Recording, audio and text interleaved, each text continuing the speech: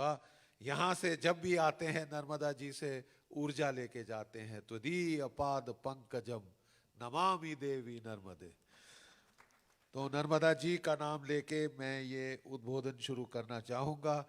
ये भी देखिए एक बहुत ही ये मैं समझता हूँ किस्मत की बात है। नेताजी वो शख्सियत हैं जिनकी वजह से आप और मैं आज आजाद हवा में सांस ले रहे हैं। नहीं तो साहब, ये जो नर्मदा क्लब है ना आपका, वहां पे एक बोर्ड हुआ करता था। जो जिमखाना क्लब है दिल्ली में, वहां पे बोर्ड हुआ करता था एंट्रेंस पे। जो DSOI क्लब, सब जगह बोर्ड होते थे, भारतीय और कुत्ते अंदर नहीं आ सकते। Indians and dogs not allowed. यानी भारतीयों, हमारी तुलना कुत्तों से की जाती थी। ये दौर भी यहां के लोगों ने देखा। आप बड़े खुशकिस्मत हैं कि आपने आजाद हवा में सांस लिया, गुलाम बेड़ियों के साथ सांस नहीं लिया। लेकिन इस गुलामी की जकड़ से छुड़ाने का अगर सबसे बड़ा श्रेय किसी को जाता है तो दो टूक शब्दों में आज कहना पड़ेगा।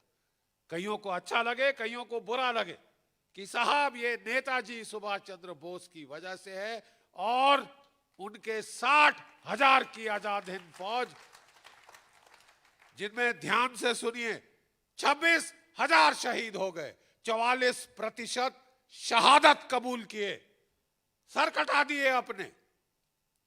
ये आंकड़ा समझना बहुत जरूरी है। मैं तभी बार बार जाके शहर शहर में इस देश के बोल रहा हूं। देखिए साहब, ये आंकड़ा समझिए। 13-13.5 लाख की भारत की सशस्त्र सेनाएं हैं। 13.5 लाख। 1947 से लेके आज तक तकरीबन 75 साल हो रहे हैं, जिसमें कितने शहीद के नाम हैं नेशनल वॉर मेमोरियल पे? 25,480। 25,480। कितने में से? 3.5 लाख में, 13.5 लाख में से। यहां 60,000 की फौज में से 26,000। ये छोटा आंकड़ा नहीं है साहब, लेकिन इस आंकड़े में एक टीस है। ये 26,000 सिपाहियों का इस भरे देश में एक पत्थर नहीं है जिस पे उनका नाम लिखा हो। एक पत्थर नहीं। एक उनका जो है एक वॉर मेमोरियल, वो सिंगापुर में है। और ये आजाद हिंद फौज जाते जाते ये बना गए थे। किंवदंती है कि वहां पे नेहरू जी और माउंटबेटन दोनों सिंगापुर पहुंचे और वहां पे लोगों ने बोला भारतीय मूल के प्रधानमंत्री उस वक्त जवाहरलाल नेहरू जी को कि साहब आप जरा जाके मत्था टेकेंगे। यहाँ 26,000 ने कुर्बानी दी है हिंदुस्तानियों ने आजादी के लिए। जरूर जरूर। वहां से फोन आया लॉर्ड लुई माउंटबेटन का, यू विल नॉट गो, तुम नहीं जाओगे। और उसने वहां पे अपने मिलिट्री के इंजीनियर्स भेजे, बारूद लगा के उसको उड़ा दिया गया।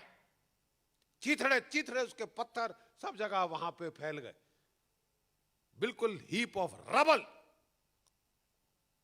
1984 में भारतीय मूल के लोगों ने 1984 में भारतीय मूल के लोगों ने अपनी जेब से पैसे खर्चे किए, सरकार से नहीं मांगे, हाथ नहीं फैलाए, और उस वॉर मेमोरियल आजाद हिंद फौज के दोबारा खड़ा किया आम जनता ने मिलकर। ये देखिए साहब, ये थी उन खासकर जो प्रवासी भारतीय हैं, आपकी आजादी में उनका बहुत बहुत बड़ा किरदार। मुझे ये भी खुशी है कि नेताजी के 125वें वर्ष में जबलपुर के हमारे मिनिस्टर हैं, जिनके सौजन्य से इतना कुछ नेताजी को आज याद किया जा रहा है। नहीं तो नाम जिंदा गाड़ दिया था। और वो जो 26,000 हमें बोला गया, दे दी हमें आजादी बिना खड़क बिना ढाल। साहब, बहुत बहुत दर्द होता है एक फौजी को, क्योंकि आप एक इस गाने, इस शब्दावली के साथ आप एक चमाटा मार रहे हैं, चांटा मार रहे हैं शहीदों के पिताओं के माता पिता के मुंह पर। 26,000 शहीदों के माता पिता के मुंह पर आप एक तमाचा मार रहे हैं साहब। उन अनाथ बच्चों का, उन विधवाओं के मुंह पे तांचा मार रहे हैं, ये कह के कि हमने तो साहब अहिंसा से लड़ाई मरी, तो वो 26,000 कैसे मरे जिनके शहीद, उनके जो शरीरों के चिथड़े उड़ गए तोपों से, बंदूकों से, संगीनों से। और हम नाम नहीं ले सकते क्योंकि साहब हमारा सबसे बड़ा दुर्भाग्य ये है कि आजादी मिली नेताजी सुभाष चंद्र बोस और आजाद हिंद फौज की वजह से, लेकिन बड़ी चतुराई से अंग्रेज सत्ता सौंप के गए चाटुकारों को, कोलैबोरेटर्स को। कोई मुझे परहेज नहीं है, फौजी में बोला जाता है सत्य बोलो, साफ बात करो, कोई परहेज मुझे नहीं है ये कहने में। और आज जबलपुर की इस पावन धरती से मैं एक चीज कहना चाहता हूं। देखिए साहब, ये बहुत जरूरी चीज है। हमारा इतिहास बदलना होगा। वेयर यू आर गोइंग, आप कहां जा रहे हैं एक देश के तौर पर, depends a lot on where you came from. आप आए कहां से, तुम किधर जा रहे हो, इस पे मुनस्सर है कि तुम आए किधर से हो साहब। आपको आजादी कैसे मिली? क्या अहिंसा से मिली? क्या सत्याग्रह से मिली? क्या उपवास करने से मिली? क्या चरखा काटने से मिली? या युद्ध से मिली?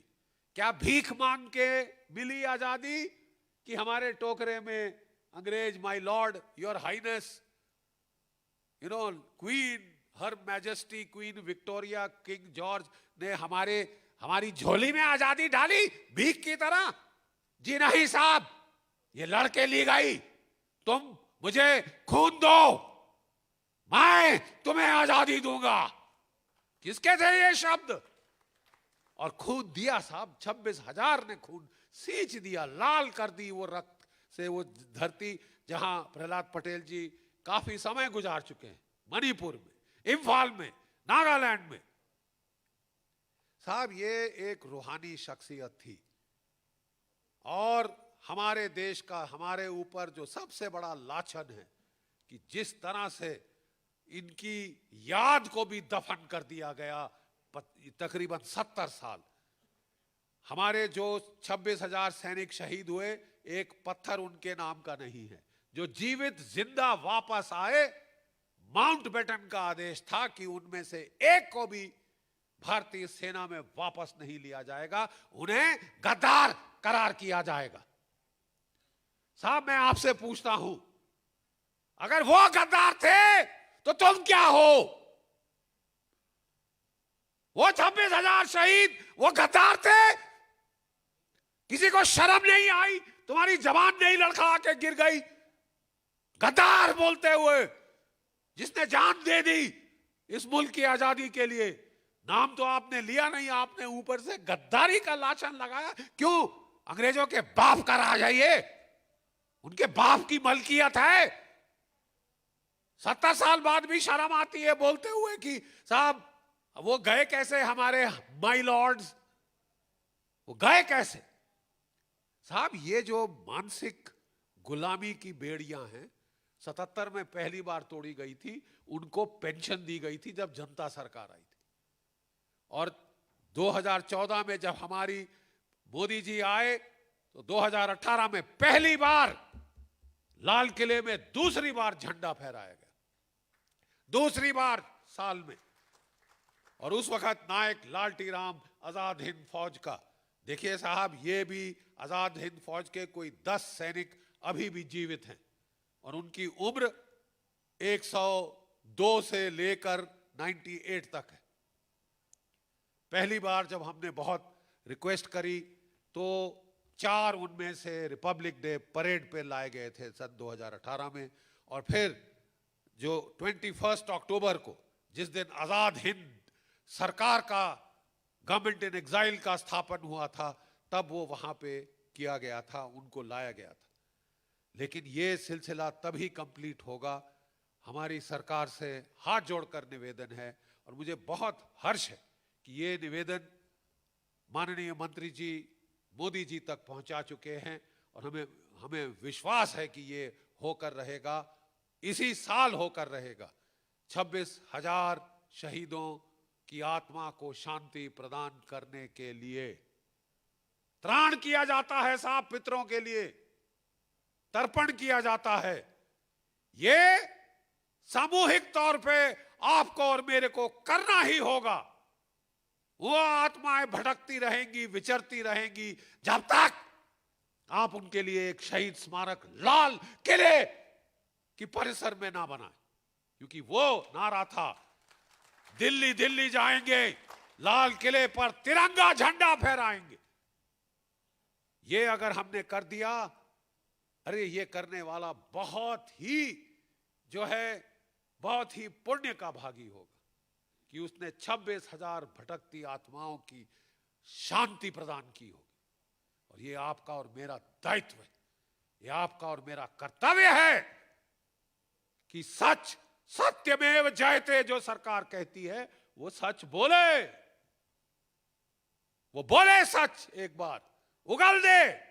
और सच की ऐसी आदत है साहब कि आप जितना झुठलाने की कोशिश करो, गड़े मुर्दे भी निकल के बोल पड़ते हैं सच।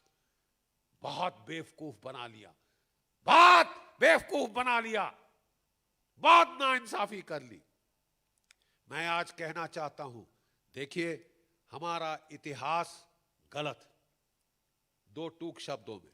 मैं इसलिए नहीं कह रहा कि मैं भी राइट विंग आइडियोलॉजी में बिलीव करता हूं, मैं इसलिए नहीं कह रहा कि आज एक अलग सरकार आई है तो जो पिछली सरकार ने कुछ भी लिखा पढ़ा वो गलत है। मैं साहब पीएचडी भी मैंने करी है रिटायरमेंट के बाद, एक मिलिट्री हिस्ट्री के स्कॉलर की हैसियत से मैं आपको कह रहा हूं, जो भी आपका इतिहास 1940, 1950, 1960 की दशक में लिखा गया वो गलत है। क्यों? 1977 में, ये जरा ध्यान से सुनिए साहब, मैं पहली बार ये यहां पे जबलपुर की परिसर इस वेदी से मैं ये बोल रहा हूं। 1977 में transfer of power archives were declassified in London. Top secret दस्तावेज जो थे आजादी की संग्राम के, वो कब डीक्लासिफाई हुए साहब? 1977 में।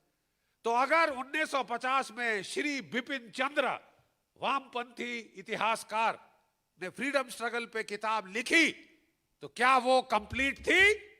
इन दस्तावेजों को देखे बगैर ही हैड नो एक्सेस। उन्होंने वो लिखा जो उनकी कल्पना थी। अब ये कल्पना साहब 650 पेज की किताब है, इतनी मोटी, the freedom struggle of India. Her IAS, IPS, IFS के अफसर को इम्तिहान पास करने के लिए पढ़नी पड़ती है, इसीलिए ये गॉस्पेल ट्रूथ बनी हुई है। इसमें सारी महिमा मंडन है एक खानदान का, एक खानदान का महिमा मंडन है कि साहब उनकी वजह थे, और बिल्कुल सारा जो है अहिंसा, सत्याग्रह, उपवास और चरखा काटने से हम आजाद हो गए। इतने आंसू बहाए अंग्रेजों ने हमारी व्यथा देखकर, जब हम उपवास कर रहे थे, कि रो रो के उनकी आंखें सूज गई साहब, और वो बोले साहब प्लीज आप आजाद हो जाइए, प्लीज ये ले लीजिए, ये हम आजादी दे रहे हैं, ये टोकरे में डाल लीजिए। साहब गिव अस अनदर वन, बोलते ना टेल अस, कुछ और बताइए, कोई और किस्सा सुनाइए। ये 26,000 जो मरे, आपको कोई शर्म हया है? जो देश अपने शहीदों की इज्जत नहीं कर सकता, मैं कह रहा हूं कि वो देश नहीं रहेगा। जो देश अपने शहीदों की इज्जत नहीं कर सकता, उसे देश रहने का कोई अधिकार नहीं। ये जो है, ये आपका बेसिक, जो आपके बेसिक मूल्य, आपका वैल्यू सिस्टम आपको ठीक सही करना होगा। 1977 में ये कागज डीक्लासिफाई हुए साहब। फिर हमने एक डॉक्टर कल्याण डे थे, ये जानना बहुत जरूरी है। वो अमेरिका में थे, स्कॉलर थे, भारतीय स्कॉलर। वो लंदन गए अपने खर्चे पे, हमारा Netaji INA Subhash Chandra Bose memorial trust है, हमने उनसे निवेदन किया कि आप जाए वहां वो पढ़ें। हमने आइडेंटिफाई किए कि भाई अंग्रेजों में की डिसीजन मेकर्स कौन थे। तो साहब हमने आइडेंटिफाई किए लॉर्ड क्लेमेंट एटली। अभी तक आज गवर्नर साहब भी बोल रहे थे, उन्होंने भी आपको वो कहानी याद दिलाई किस तरह जस्टिस PB चक्रवर्ती के पास क्लेमेंट एटली आए थे। मात्र एक ये कहानी थी। इतिहासकार कहते थे साहब क्लेमेंट एटली ने चक्रवर्ती को बोला, चक्रवर्ती ने जो है मजूमदार को बताया, मजूमदार के किसी स्टूडेंट, मजूमदार ने अपनी किताब में थोड़ा कोट किया और फिर एक जो है रंजन बोरा करके उसने एक पेपर लिखा इसके ऊपर। साहब ये तो 3rd 4th 5th हैंड है, हम इसे कैसे मान लें? ये क्रेडिबिलिटी बहुत कम है साहब, एकमात्र यही है। नॉनसेंस। साहब हमने जब वो दस्तावेज चेक कराए तो हमने नाम दिए कि साहब ये है लॉर्ड क्लेमेंट एटली, इनके दस्तावेज पढ़ो। फील्ड मार्शल वेवल, इनके दस्तावेज पढ़ो। फील्ड मार्शल जो क्लॉड ऑकिनले जो कमांडर इन चीफ थे ब्रिटिश इंडियन आर्मी के, इनकी चिट्ठियां पढ़ो उस जमाने की, यानी 1942 से 1947 तक सारे दस्तावेज निकाले। जो सारे गवर्नर थे, केसी गवर्नर ऑफ वेस्ट बंगाल वगैरह वगैरह, इन सब के हमने दस्तावेज पढ़े, इंटेलिजेंस ब्यूरो के दस्तावेज पढ़े। और साहब फिर हमने जो मैंने किताब लिखी बोस और Gandhi who made India free, वहां पे साहब हमने पेज नंबर और पैरा नंबर कोट नहीं किया, फोटो कॉपी करे दस्तावेज और वहां लगा दिए हैं साहब, जिसकी आंखें हैं वो पढ़ ले। दस्तावेज पढ़ने के बाद मुझे कहो कि साहब हमें तो आजादी अहिंसा से मिली। बोल के देखो, वहां क्लियर लिखा हुआ है। क्या आप जानते हैं कि हालांकि इंफाल और कोहिमा की लड़ाई आजाद हिंद फौज हार गई क्योंकि वो हमला लेट हुआ। अगर 43 में हुआ होता तो जैसे चाकू मक्खन के थ्रू जाता है वैसे चला जाता। वो डिले कर दिया उन्होंने तकरीबन 1.5 साल और उससे हमको बहुत नुकसान हुआ। वो लड़ाई हम हार गए लेकिन आजादी की जंग जीत गए। कैसे? जब द्वितीय महायुद्ध अंग्रेज जीत गए तो उन्होंने कहा कि अब हम, जैसे जलियांवाला के बाग उन्होंने किया था फर्स्ट वर्ल्ड वॉर के बाद, कि अंग्रेजों जो भारतीय हैं उनका नाक जमीन से रगड़े। तुमको आजादी चाहिए, तुम्हें गोली पड़ेगी। और पंजाब में गोली पड़ेगी जहां से मैक्सिमम लोग उस वक्त वर्ल्ड वॉर 1 लड़ने के लिए गए थे। ये कृतज्ञता दिखाई थी अंग्रेजों ने हमारे को। सेकेंड वर्ल्ड वॉर के बाद उन्होंने कहा तो INA की हिमाकत की वो हमसे लड़ी, अब इनका नाक रगड़ेंगे। उनको जेल तहखाने में 9 अफसर चुने गए, उनको लाल किले के तहखाने में टॉर्चर किया गया। उनका कोर्ट मार्शल वहां हुआ जहां बहादुर शाह जफर, आखिरी बादशाह मुगल सल्तनत का, उसको वहां पे जिसकी ट्रायल हुई थी, ठीक है साहब, नाक रगड़ने के लिए। ये नवंबर दिसंबर 1945 में हुआ। पूरे भारतवर्ष में जैसे बम फट गया, बम फट गया साहब। विद्रोह शुरू हुआ, कलकत्ता, दिल्ली, लाहौर, कराची, मुंबई, सब शहरों में भीड़ निकल आई। पुलिस ने गोली चलाई लेकिन वो भीड़ रुकी नहीं, चलती आई। अंग्रेज हैरान हो गए कि हो क्या रहा है भारतवर्ष में। उस वक्त फील्ड मार्शल जो अपना क्लॉड ऑकिनले था, कमांडर इन चीफ इंडिया, उसने चिट्ठी लिखी वायसराय को, हमारे पास 18 महीने हैं। जरा सुन लीजिए, कान से निकाल दीजिए वैक्स। हमारे पास 18 महीने हैं। ये ठीक होगा कि हम इज्जत के साथ तशरीफ का टोकरा लेके निकल जाएं, नहीं तो हमें खदेड़ के भगाया जाएगा। 25 लाख की भारत की सेना थी सेकेंड वर्ल्ड वॉर में, ऑल वॉलंटियर। वो डिमोबिलाइज हो रही थी। जाते जाते अंग्रेज उस सेना को 3.5 लाख तक कम कर गए और फिर भारत और पाकिस्तान में बांट दिया। ठीक है साहब, वो सारे सिपाही जो लड़ाई के माहिर थे, जिन्होंने जर्मनों को, इटालियंस को, जापानियों को हराया था, वो घर भेजे जा रहे थे। वो वैसे ही आक्रोश में थे। उस वक्त भारतवर्ष में 40,000 गोरे सैनिक थे। जरा गणित समझ लीजिए, 40,000 गोरे सैनिक, 25 लाख भारतीय सैनिक जो ना सिर्फ लड़ चुके थे, उनके पास लीडरशिप थी। करियप्पा साहब ब्रिगेडियर बन चुके थे, थमैया साहब कर्नल थे। 1857 की गदर में हमारे पास लीडरशिप नहीं थी, हमारे सिपाहियों ने विद्रोह किया था, कोई नेतृत्व नहीं था, इसलिए हम लोग हार गए। और वो हार अभी तक हमें सुनाई जाती।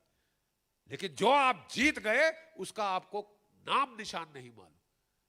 क्या आप जानते हैं कि जब ये जो फील्ड मार्शल जो क्लॉड ऑकिनले था, उसने चिट्ठी लिखी, लॉर्ड वेवल ने चिट्ठी लिखी इंग्लैंड को कि साहब आजादी के लिए बोल दीजिए, नहीं तो यहां बम फटने वाला है। अगर ये 25 लाख आक्रोश से भरे सैनिकों ने पत्थर भी फेंके तो हमारा रहना यहां इम्पॉसिबल हो जाएगा।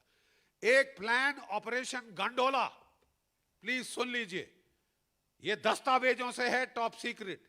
ऑपरेशन गंडोला अंग्रेजों ने बनाया कि अगर विद्रोह हो गया भारतवर्ष में, जिसका अंदेशा बहुत है, तो हम जो है सारे अपने अंग्रेज अफसर बच्चों को लेकर जो जो शहर जहां पे हवाई अड्डे हैं, जो शहर जहां पे बंदरगाह है, वहां पे इकट्ठे होंगे और वहां से जो है हम अपने औरतें बच्चों को भगाएंगे और लड़ते लड़ते जो आखिरी सैनिक हैं वो वहां से फाइटिंग विड्रॉल करेंगे। हम हिंदुस्तान हार चुके और अगर लड़ना है तो हमको सैनिक वापस लाने होंगे जो हमने डीमोबिलाइज किए हैं। 6 साल लड़ लड़ के वो थक चुके हैं वर्ल्ड वॉर 2 में, अब वो लड़ना नहीं चाहते साहब। तो अकलमंदी है कि हम तशरीफ का टोकरा निकाल लें, क्योंकि जो लॉयल्टी है हिंदुस्तानी फौजियों की सुभाष चंद्र बोस और आजाद हिंद फौज ने तोड़ दी है। लंदन पहले बोला नहीं साहब हम नहीं मानते, वो बहुत दूर थे ना भारतवर्ष से। 18 फरवरी 1946 अब जानते हैं क्या हुआ? रॉयल इंडियन नेवी में विद्रोह हो गया। 80 जहाजों में से 79 जहाजों पर वो जो यूनियन जैक को नीचे उतारा हमारे नौसैनिकों ने और तिरंगा फहरा दिया, अपने अंग्रेज अफसरों को पानी में फेंका और मुंबई और कराची की गलियों में जय हिंद के नारे लेके, नेताजी की तस्वीरें लेके वो मार्च करने शुरू हुए। अपनी तोपें जहाजों की उन्होंने अंग्रेजों के अफसर मेस की तरफ कर दी कि अब देखो तुम्हें बताते हैं।